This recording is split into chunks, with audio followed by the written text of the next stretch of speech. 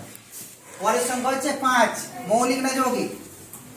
মৌলিক। 1 আর 5 ছাড়া কোনো সংখ্যা দিয়ে ভাগ করে যায় না, তাহলে এটা আমার মৌলিক নিয়ে নিলাম। 5 এর যতগুলো গুণিতক আছে সেগুলো আমার যৌগিকের দলে চলে যাচ্ছে, কারণ সেই সংখ্যাটা ছাড়াও 5 দিয়ে যাচ্ছে।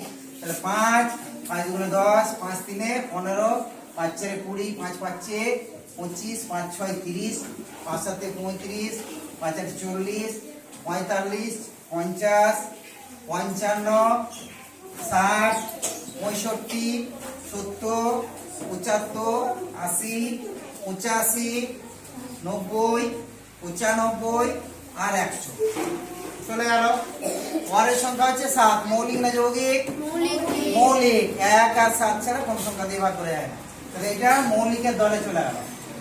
ঠিক আছে, এবারে 7 আমরা কি করব? গুণিতক। 7 গুণিতক কি হবে? 7 7 গুণে 14, 3 7 21, 4 7 28, 5 7 35, 6 7 42, 7 7 49, 7 8 56, 7 9 63, 7 10 70, 7 11 77, 7 12 84, 7 13 91, 7 14 98 আর যাচ্ছে না। 7 এর পরে চলে আসছে 11, মৌলিক না যৌগিক? মৌলিক। মৌলিককে আমি রেখে দিলাম, এর গুণিতক যেগুলো আছে 11, 11 মানে 22, 3 33, 4 44, 5 55, 6 66, 7 77, 8 88, 9 99 চলে গেল। 13, মৌলিক না যৌগিক? মৌলিক। 1 আর 13 ছাড়া যায় না। Very good. তাহলে 13 আমরা চলে যাব গুণিতকে। 13 দুগুণে 26, 3 13 39, 3 13 39 আছে, 4 13 52, 5 13 65, 6 13 78, 7 13 91, 8 13 104 দরকার হচ্ছে না। 13 17 মৌলিক না যৌগিক? 19 মৌলিক, 23 মৌলিক, 29 মৌলিক। তাহলে যেগুলি আমার এখন পড়ে আছে সেগুলো আমার মৌলিকের দলে ছাঁকনি ছাকা হয়ে গেছে। কি কি মৌলিক পেলাম একবার জোরে জোরে বলো তো। পেয়েছি কত? 2, পেয়েছি 3, 5, 7, 11, 13, 17, 19, 23, 29, 31, 37, তারপরে 41, 43, 47, 47 এর পরে কোথায়? 53, তারপর 59, 61 আর কত আছে? 67, 67 পরে 71, 73 আর 79, 83 আর 89 আর কত পেলাম? 57। এই কটি আমি ছাঁকনিতে ছেঁকে নিয়েছি। এগুলো হচ্ছে 1 থেকে 100 পর্যন্ত মৌলিক সংখ্যা। বাকি সমস্ত যতগুলো কাটা আছে সব যৌগিক সংখ্যা, কেবলমাত্র এই একটা না মৌলিক না যৌগিক। ঠিক আছে, মনে থাকবে? পদ্ধতিটা মনে থাকবে? পদ্ধতিটার নাম কি? ইরাটোস্থেনিস। কে ছিলেন? গ্রিক দেশের একজন বিজ্ঞানী ছিলেন, গণিত বিশেষজ্ঞ ছিলেন। তিনি প্রথম এই চালনটি আবিষ্কার করেছিলেন বলে এইটার নামটা হচ্ছে, প্রসেসটার নামটা হচ্ছে ইরাটোস্থেনিস চালন। পরিষ্কার হয়েছে? ভুলবে না তা? ঠিক আছে, ওকে, থ্যাংক ইউ।